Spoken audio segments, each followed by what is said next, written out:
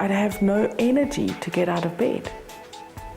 It was almost as if, like, if I'm not going to drink, I've got no reason to live. Yeah, I was pushing the gates of hell open on my own. There was no one shoving me down there with pitchforks. I was to myself. It was shut the doors, close the curtains, and it was me and my wine. You know, I would drink when it was rainy, I would drink when it was sunny, I'd drink if I felt down, I'd drink if I felt up, drink if I felt nothing at all. This week's episode follows another 4 people: Dougie, Stuart, T and Shireen. People from different walks of life and countries of origin, all of them experiencing a long and hard drinking history. Their stories cover early experiences with alcohol, the progression of this disease and consequences in their lives, the low point, and finally their journey into recovery.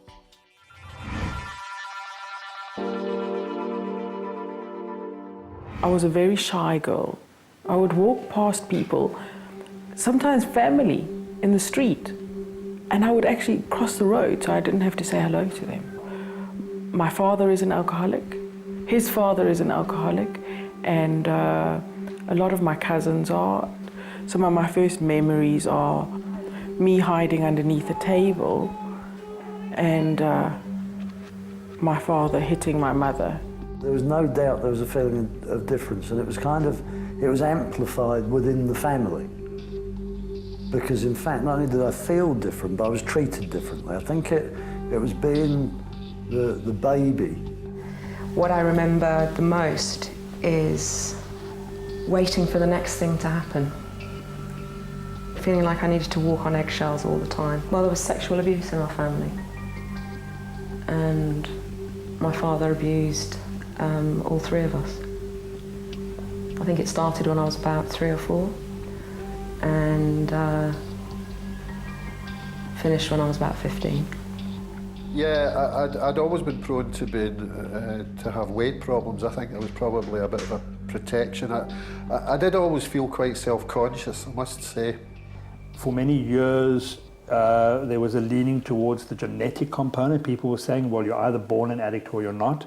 Very often, you might not have a genetic predisposition to addiction, but if all the components in your environment, all the dysfunctional components in your environment exist to create fertile soil, addiction can take root in any event.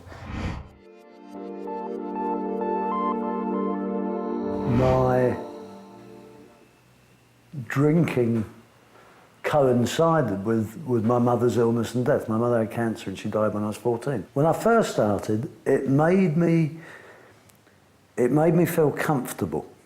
13, I started alcohol.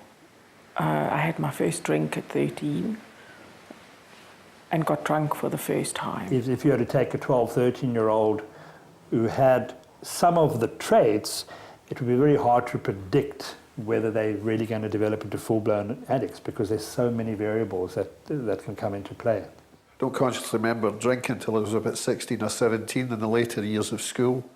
Kind of rites of passage, you know, we kind of went into pubs and asked if they sold beer in a very manly voice. I think I was about 16 or 17.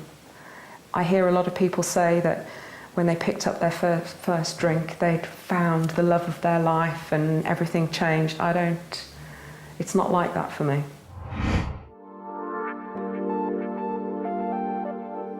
As I got older, alcohol was more available, you know, and so much more acceptable. I could use it a lot more. With the alcohol, I was a binge drinker. So I would go the whole week without drinking, but then on the weekends, I had to have a party. And I had to get so drunk, and that pattern carried on for many years. But it was also more the behavior, the unmanageable behavior that went with it, the temper tantrums, and that I was running around in circles all the time. I didn't even know about addiction. I knew nothing. I do remember that very quickly. I certainly got into the habit of drinking regularly, even though I didn't particularly like the taste, to be honest. I loved the effect. It didn't really seem out of the ordinary. Having said that, I did notice over the years, as I started to grow into manhood and, you know, got married, had family, certainly the space between my drinks used to get shorter. I mean, very quickly I was a regular weekend drinker, even in my late teens, early 20s. And certainly by my mid-20s, more days during the week than less I would be drinking. And certainly the weekend drinking to excess. I remember even then thinking, I wonder if I've got a problem. People often say, well, I don't have the addiction, so I'm okay, I can still use. Whereas certain indicators certainly show that you're definitely at high risk of developing these changes. My relationship with alcohol felt kind of slow to get going. I feel like I had a healthy fear about it in the beginning. But whenever I did drink with my friends, I think I could pretty much safely say that I drank more than them. We drank every other night at home. So a lot of my drinking was about controlling it, making sure that I kept within limits. I can definitely say now that I drank more in times of despair. When I first started, it made me feel comfortable. I didn't think there was any problem with what I did until I hit my mid-20s. And my then wife actually confronted me and said, I think you're an alcoholic and you need help. And at that stage, I started to admit I was an alcoholic. The feeling was there. The feeling was there saying, don't do this. But this kept telling you that it was the thing to do and it was okay. All the way through, there were warning signs. You know, the days started to get more difficult. And strangest of all, I mean, a real fear started building up in me. We need to have definitions of when, sort of categorically, this is abuse, this is now dependence. But your brain doesn't kind of overnight become dependent. It's a process where very gradual brain changes begin to take place. Actually, if I didn't have to go into the office, I'd probably been staying and drink the whole day. But certainly if I had to go to the office, I would go in, frequently have bottles in my cabinet, maybe have a couple of snorts out the bottle and hide it, do something, or look as if I was doing something, then go out late morning to have a couple of beers, come back about 2, finish about 4.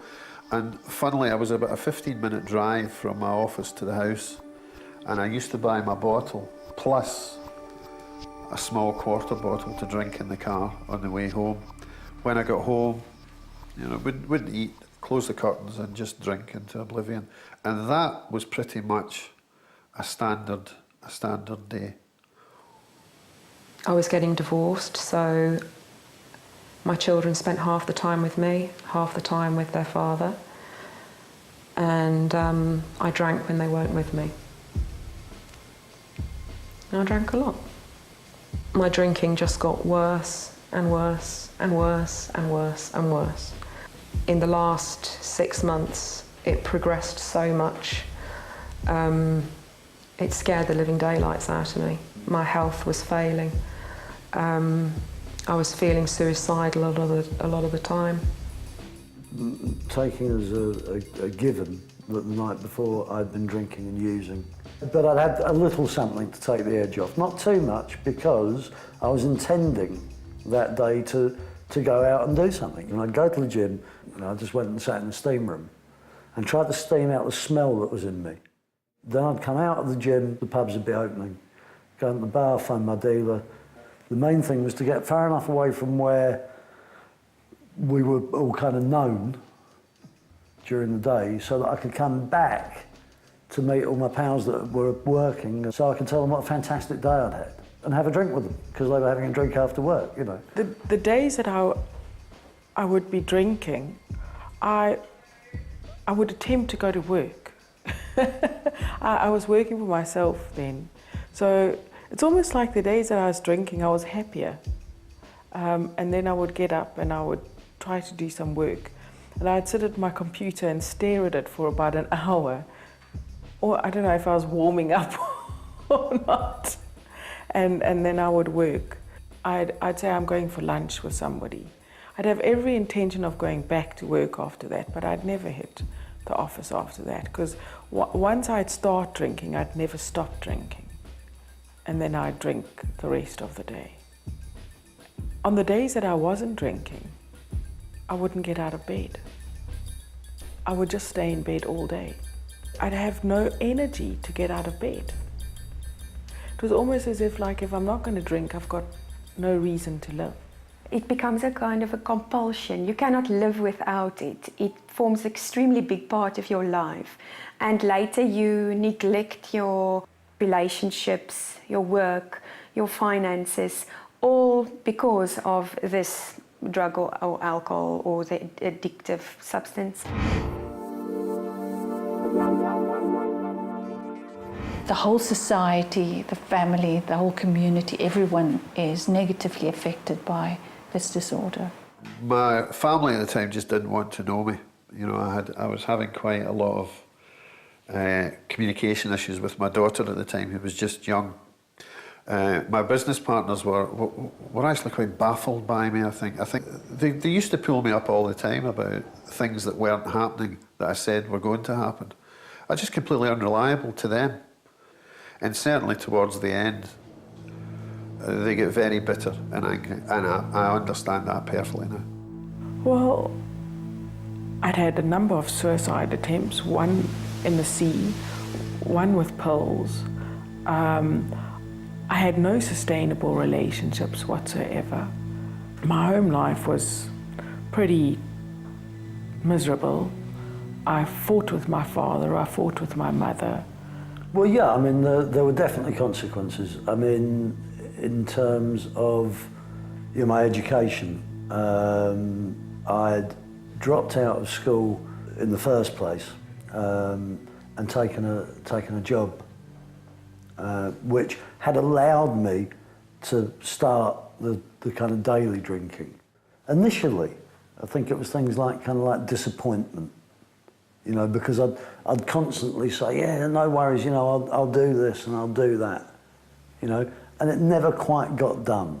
For me, alcoholism plays with time a lot, you know, I will do that one day, and 5 years later I haven't done it. In terms of, you know, specific relationships, there was specific people that I kind of hurt.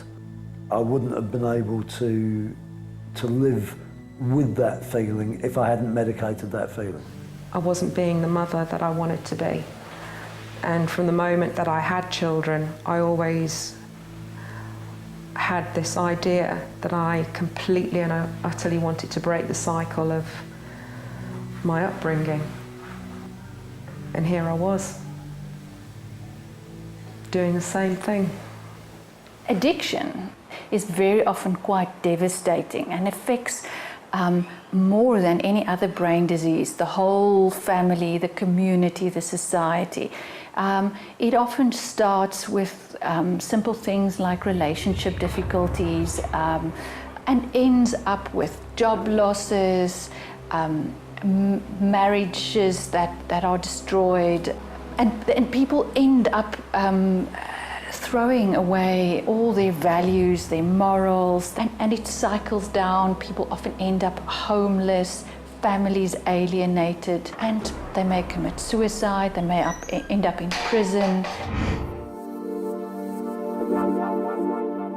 I went out on the Friday night, got really, really, really drunk, that I fell down the stairs. When I woke up in the morning in the bed, it was one of those mornings where you had to try and piece together the night before, and you look down and my legs were just full of blood.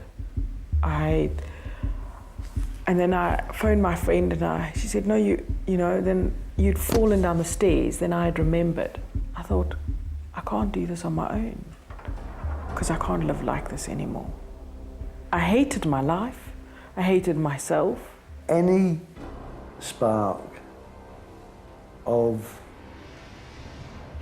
light, anything that was close to something spiritual in me had been snuffed out. I mean, people, you know, we hear the phrase spiritually bankrupt quite a lot.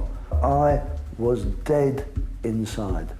The absolute pain of emptiness, just gone, nothing there. That's what made me want to stop. You know, in living this double life, you know, I'm pretending to be okay. I'm pretending not to have a hangover. I'm pretending not to need a drink. And pretending to be patient. I was scared. I couldn't live with it. I couldn't live without it, but I needed to live without it. My life was a complete and utter disaster. That last week of my drinking, I was house sitting for a friend of mine who had asked if I'd been drinking. I'd phone called and I'd said I hadn't. That was on the Wednesday. I can remember then waking up on the Friday with complete mayhem, phone calls jingling and asking where I was. I thought it was still the same day, but it was now 2 days down the line. I had missed an absolutely vital meeting for the company that would have, if it had succeeded, would put us into a different league. I missed that. The whole thing was just a mess. That morning after I woke up, I just knew that there was something wrong with me. I knew it. And I remember thinking, I'm in trouble. I'm really in trouble. I cannot do this anymore. And it literally was as quick as that. You know, it was over from that point. I had dinner with friends and there was a girl there. And she'd said to me, you know, Shireen, if you can't do it alone, give me a ring. I have a way to help you. And when I woke up on that Sunday morning, I think it was just divine grace. I thought, how did I do that? And her words came into my head. I thought, I can't do this on my own. I need to phone her. I need her help. So I picked up the phone and she answered. And I said to her, I need help. She said, no problem. It's amazing how just by asking other people for help and having some belief, what can happen.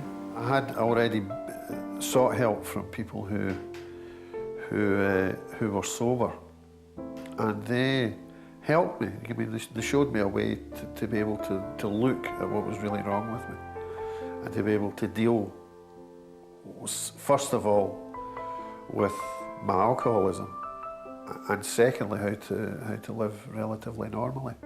I was still very confused at the time. I mean, I wasn't physically that damaged, but emotionally I was a complete wreck because I had no crutch to look at now, you know. There was no booze around. And it kind of evened out, I would say, after a couple of months. It started to get a bit quieter inside. I was absolutely ready for it. I had wanted to go into rehab for a long time, but the fear of people finding out what I had just stopped me.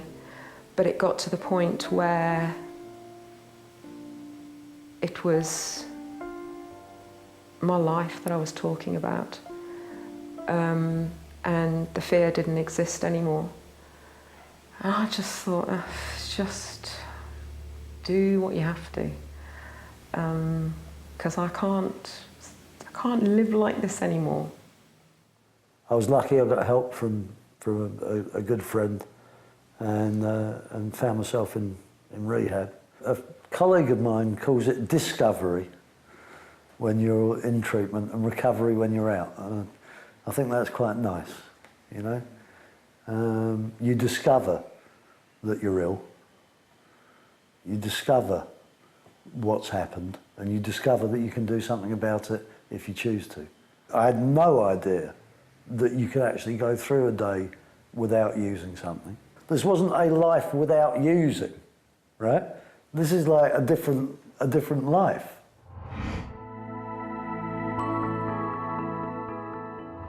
I wasn't put on this earth for misery. I took some action. And I started to do things differently. So I have a belief now that everything might not be the way I want it to be, but everything's the way that it should be. And that there is this really loving, guiding presence. There's a lot of love. And I have a lot of love to give. But it's just about kindness. That's for me. Is what I'm doing the kindest thing I'm capable of doing today. When I came into recovery, I was feeling suicidal a lot of the time. And I'm a year and a half on now. And I don't want to...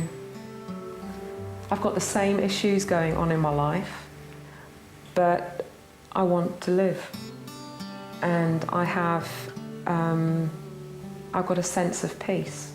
So the 12-step program has shown me a way to live. And it's very subtle the way it does it. And it takes time. The 12 steps is a spiritual approach. It's got the advantage in that it's a very wide network of help internationally. I do have a contact with God. I start my day off more often than not with 10-15 minutes quiet time, asking this power to be present and allow me to demonstrate love, you know, in everything that I do. And sometimes I get it right and sometimes I get it wrong.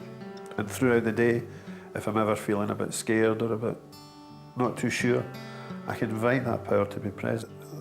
The 12-step program talks about a spiritual idea and a practical program of action, and I've found that, I think that's been one of the joys of recovery. It's just finding that spirituality isn't something up there or out there or after I die. It's kind of right here and now. Well, I think the strength of the 12-step program, it integrates an external structure with a developing spiritual reality. It brings God into the picture. It helps people to see that their lives need to have the bigger focus of having a connection with the spiritual self and the spiritual God, and also then restructuring their lifestyle and the way they go about healing the relationships and the processes that have come unstuck. So it is a good package for working on many different levels. When I came into the 12-step program, I was a wreck. Physically, mentally, emotionally, just a wreck. I suppose one of the things that sobriety has done is just, it's kind of allowed me to turn up to life and live sober. I've cleaned up my act. I've been able to look at the wreckage and the mayhem that I visited in people. You know, our 12-step invites us to help other alcoholics and addicts who are in trouble. And I'd love to tell you I get perfect 10s every day, and it's a lie, you know, but I'm kind of on that right path. I'm not running around in circles anymore. You know, I have a inner peace that I never had before. Sometimes I can just sit, you know. I don't run away anymore. It's about today, not tomorrow. What am I doing right now? And sure, there's been serious, you know, personal issues have come up for me in my recovery. But you know what? It's the same thing. You know, these things happen to people. Things that I used to find difficult, I find less difficult because I accept. I started working a 12-step recovery program. I've made it a huge part of my life. I knew that I had to have something to replace the alcohol. I've got friends now, true friends. I've got people that I can reach out to. And so these spiritual verities that you speak of suddenly become a part of just your daily way of living.